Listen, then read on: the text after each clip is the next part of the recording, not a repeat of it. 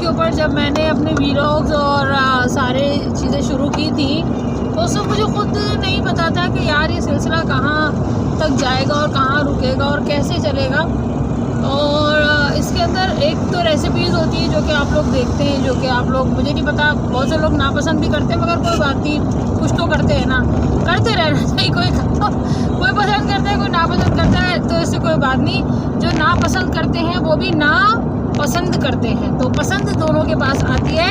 और उसके बाद आती है हमारी मॉर्निंग गपशप जो कि बिना सेंसर होती है और जिसके अंदर मैं पूरी तवज्जो से जो है ना आप लोगों से बात भी कर रही होती हूँ, बिल्कुल उसी तरह से जिस तरह से मैं गाड़ी चलाते मैं अपने बच्चों से बात कर रही होती हूँ, अपने मियाँ से बात कर रही होती हूँ, बच्चों को डांट रही होती हूँ, और कभी कभी मैं चलती गाड़ी में चप्पल उतार के किसी एक आध की जूताकारी भी कर देती हूँ।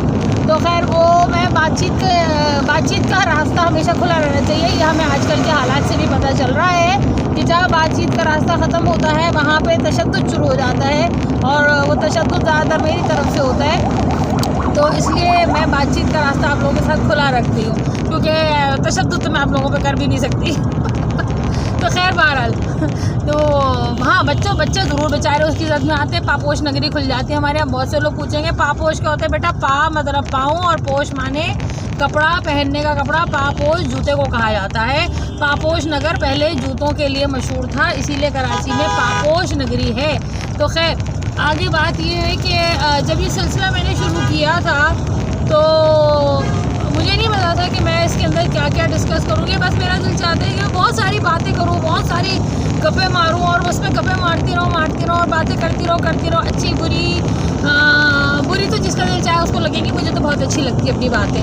तो लेकिन ये है कि यार अब ये समझ नहीं आता मेरी कि हम लोग एक अच्छे हैं या हम लोग बेहुदा हैं। और बहुत सी जगहों पे यार मैं बेहूदगी की ऐसी आला मिसालें देखती हूँ सच में कि मेरी समझ नहीं आता कि हम लोग कितना एक्सेल करते हैं। मतलब बेहूदगी में एक्सेल करना कोई हमसे सीखे। मिसाल के तौर पे मेरे बच्चों के इस वक्त चल रहे हैं पेपर। सभी ये बच्चों आपके घरों में पाकिस्तान में इस वक्त इज्तिमाई तौर पे एग्ज़ाम्स का चांद नज़र आ चुका है। हर घर में चांद की ईद एग्ज़ाम्स की ईद मनाई जा रही है, और घर घर जो है वो अकूबत खाना टॉर्चर सेल बना हुआ है, जहाँ पे बच्चों को चप्पल लाते घूसे हैंगर पाइप और घूरने से भी पढ़ाया जा रहा है। टॉर्चर सेल बना हुआ है पूरा पाकिस्तान। लेकिन कोई मसला नहीं है, ये तो ज़रूरी है आगे बढ़ने के लिए। और माँओं की तरफ से अगर ये ना हो तो बापों की तरफ से ये ना हो, तो जिसने माँ बाप की मार नहीं खाई तो बेटा फिर उसने दुनिया की मार खाई। जिसने उस्ताद की मार नहीं खाई तो फिर उसने दुनिया की मार खाई। ये बड़ा सिंपल सा फॉर्मूला है। तो लेकिन हुआ ये कि जब मैं अपने बच्चों के एडमिट कार्ड्स लेने गई, बोर्ड के पेपर्स भी चल रहे हैं, स्कूल लेवल के भी चल रहे हैं, तो शशके तो आजकल हर स्कूल में हो गए ना। प्राइमरी के बच्चों के भी एडमिट कार्ड्स आते हैं, प्री प्राइमरी के बच्चों के भी एडमिट कार्ड्स आते हैं। हम लोग इतने हाई फाई हो गए है ना। तो पता चला कि एक मेरे सामने हुआ ये कि मैं जब ले रही थी तो बस अल्लाह की करम से हमारी फीस लेट थी। अल्लाह का शुक्र है कि कुछ बिल रोक के और सारे गरीब लोगों की तरह हमने भी फीसें पहले पे कर दी थी कि चलो लो बताओ, तुम तो अपने मुंह बंद करो, स्कूल वालों को हमने दिए। तो वहाँ पे ना कुछ ख़वातीन खड़ी थी, बेचारी रिक्वेस्ट कर रही थी कि भाई हमारी 1 महीने की फ़ीस है, दे दो एडमिट कार्ड, ये वो। और स्कूल वाले तो ऐसे हलाकू खान की औलाद बने हुए थे। और ये एक स्कूल का नहीं है, मुझसे कोई अहमक आके ये ना पूछे विच स्कूल। और भाई सारे स्कूलों में यही होता है। कहीं पे भी हातिम ताई की औलाद स्कूल नहीं चला रही कि जो बच्चों को एडमिट कार्ड दे दे बगैर फीस के। तो वो स्कूल वाले नहीं जी, यू हैव टू पे द फीस ना, आपकी तो 1 मंथ की रहती है। और भाई जिसने अपने बच्चा पढ़ा, आजकल कोई अपने बच्चों को लेके नहीं निकल रहा है। स्कूल वालों से मैं कहूँगी ज़रा अपने लालच वाले मगरमच्छ जैसे फटे हुए मुँह जो लेके बैठे हुए हैं ना कि नहीं बच्चे को एडमिट कार्ड नहीं मिलेगा, पेपर में नहीं बैठेगा, ये वो।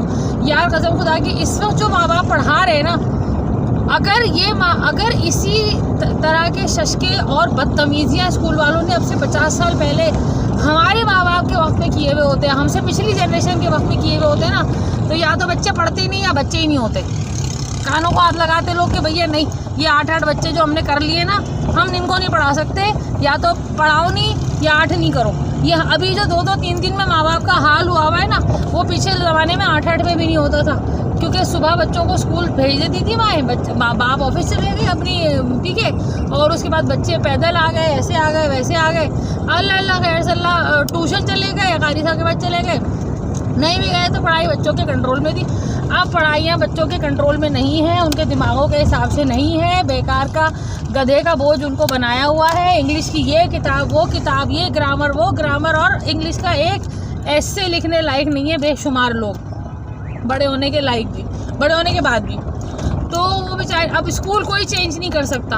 अब अगर किसी ने अगर 1 महीने की फ़ीस नहीं दी हुई तो भी कोई अपने बच्चे को लेके नहीं जाएगा, स्कूल वालों को बनाना चाहिए, क्योंकि स्कूल वालों ने ही स्कूल इतने महंगे, एडमिशन फ़ीस, सिक्योरिटी डिपॉजिट, नई किताबें, नई यूनिफॉर्म, नए जूते, किसी स्कूल में वाइट जूते चलते हैं, किसी स्कूल में ब्लैक जूते चलते हैं, किसी स्कूल में अपने ही जूते चलते हैं। मोजे, एक स्कूल में हम गए अपने बच्चों के एडमिशन के लिए, कहने लगे मोजे भी हमारे होते। मैंने कहा चड्डी बनियान भी दे दो, रोज़ बच्चों को नंगा करो, देख लिया करो उतार के किसने हमारी चड्डी पहनी हुई है, किसने हमारा अंडरवेयर पहना हुआ है। कहने लगे, मेरा मुंह देखने लगे, कहने लगे please don't talk like this. मैंने कहा you don't talk like this यार, मोजे मोजे।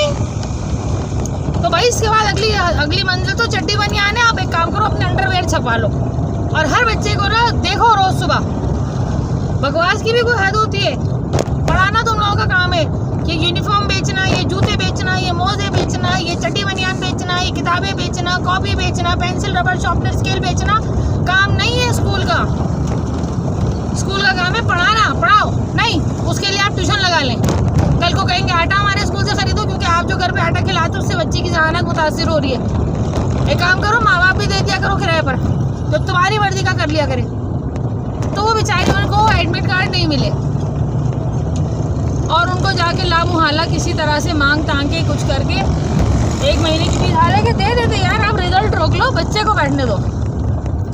नहीं, अभी कल मुझे पता चला किसी स्कूल में एक वाहियातपन और भी चल रहा है, जो मुझे कल पता चला, और जिसके बाद मेरा दिल चाहा कि मैं जाके उन प्रिंसिपल के सामने ऐसे करके तालियां बजा के आ जाऊँ कि भाई आपकी आला दर्जे की जहालत को सलाम है, आपको 21 तोपों के आगे बांध के उड़ा देना चाहिए। मुझे पता ही चला कि स्कूलों में क्या हो रहा है कि बच्चों की प्री प्राइमरी और प्राइमरी के बच्चों की ग्रेजुएशन सेरेमनी हो रही है। और भाई ग्रेजुएशन का मतलब पता है जाहिलो? ग्रेजुएशन किसे कहते हैं दुनिया में पता है? अच्छा हुआ तुम लोग अमेरिका कनाडा में नहीं थे, वरना वो लोग कहते हैं पाकिस्तान के लोग प्री प्राइमरी से आने वालों को ग्रेजुएट कहते हैं। ओह माय गॉड, पाकिस्तान इस सच्चा हाई फाई हो गए भाई। तो भाई वो ग्रेजुएशन सेरेमनी होती है, और उस ग्रेजुएशन सेरेमनी में बच्चों को कहा गया है कि आप लोग गाउन पहन कर आएंगे, और माँ बाप को एक क्या कहलाती है वो यूनिफॉर्म शॉप का नाम बता दिया गया है, जहाँ से उन्होंने वो गाउन खरीदने। ठीक है, चलो भाई खरीद लें। क्यों? क्योंकि स्कूल वालों ने अब गाउन में भी कमाना है। मैंने कहा ना कि सिर्फ चड्डी बनियान रह गए, बाकी हर चीज़ में स्कूल वाले अपना पैसा रखे हुए, हर चीज़ में। उसके बाद कहते हैं कि अब वो पेरेंट्स जब दुकान पे गए, पता चला 3200 रुपये का, 3200 रुपये का एक बच्चे का गाउन है। उनके तो 2 पड़ते हैं, उनकी तो वही लुटिया डूब गई। ले भैया 6500 रुपये 2 गाउन में निकल गए। अच्छा, अगर ले भी ले बंदा तो इस ग्रेजुएशन सेरेमनी के बाद उस गाउन का क्या करे? ना उस गाउन से बच्चे की कमीज़ बन सकती, ना टोपी बन सकती, ना उससे पोछा लग सकता, ना तकिए का गिलाफ बन सकता। मैंने कहा ले जाके प्रिंसिपल को इलास्टिक डाल के दे दो, बोलो इसकी अपनी चड्डी बना लो, जो पूरे स्कूल से तुम्हें मिल जाएंगी इतनी सारी, टोपी भी बना लेना। नहीं मतलब बेहूदगी की हद है यार। हमारे पेरेंट्स के पैसे हराम के हैं, इस किस्म के शशके पाले में पेपर, और फिर उसके बाद पता है क्या कहेंगी? पूरे साल फीस लेंगे, एक एनुअल चार्जेस लेंगे, ये लेंगे वो लेंगे, किस चीज़ के? पढ़ाने के। और जब बच्चे का रिजल्ट खराब होगा तो कहेंगे आपका बच्चा पढ़ नहीं रहा। तो भाई इसके तो हम आपको पैसे दे रहे हैं ना, आप बताएं, आपको शर्म आनी चाहिए। डूब मरने का मकान तो आपके लिए। पेरेंट्स के जिम्मे क्या है? बच्चे को रोज़ भेजना, बच्चे को साफ भेजना, बच्चे को लंच के साथ भेजना, बच्चे की फीस देना, ये किसके जिम्मे? पेरेंट्स के। ठीक है, लेकिन 1 मिनट रुक जाओ ज़रा यार, ब्रेक मारो, मुझे गाड़ी रिवर्स करनी पड़ेगी। सामने से दूसरे आ गए अंकल टॉम, कोई बात नहीं। तो खैर ये पेरेंट्स के जिम्मे है, बच्चा रोज़ आए, सेहतमंद आए, लंच लाए, यूनिफॉर्म में आए, ठीक है, डेली आए और उसकी फीस पेड हो। ये पेरेंट्स के जिम्मे। इनके जिम्मे क्या है? पढ़ाना। वो अभी पेपर्स के रिजल्ट आएंगे ना, पेरेंट्स को बुला बुला के यही कहेंगी, आपका बच्चा पढ़ नहीं रहा, तो भाई डूब मरने का मकाम तो तुम्हारे लिए, तुमने पैसे लिए इसके सारे साल। ये तो बिल्कुल ऐसी है कि हम दर्जी को पैसे दें कपड़े सीने के और वो कहे आपका कपड़ा ख़राब सिल गया। ओ भाई, तो तुमने किस चीज़ के पैसे लिए भाई? हम कैटरिंग वाले को पैसे दे के भाई आपने खाना पकाना है, वो कहे आपका जो खाना है ना वो ख़राब हो गया, तो भाई आपने किस चीज़ के पैसे लिए थे? आपने जिस चीज़ के पैसे लिए थे वही काम ख़राब कर दिया। क्या टीचर बनेगा रे तू? तो भाई मुझे समझ नहीं आता कि हम लोग बहुत सारी चीज़ों में, दुनिया फ्री एजुकेशन की तरफ जा रही है, फ्री चीज़ों की तरफ जा रही है। हम आज भी जून जुलाई की बेस पर बच्चों के एडमिट कार्ड रोक रहे हैं, बच्चों को तालीम नहीं दे रहे हैं, बच्चों को हरेस कर रहे हैं, उनको सिखा रहे हैं कि ब्लैकमेलिंग क्या चीज़ होती है।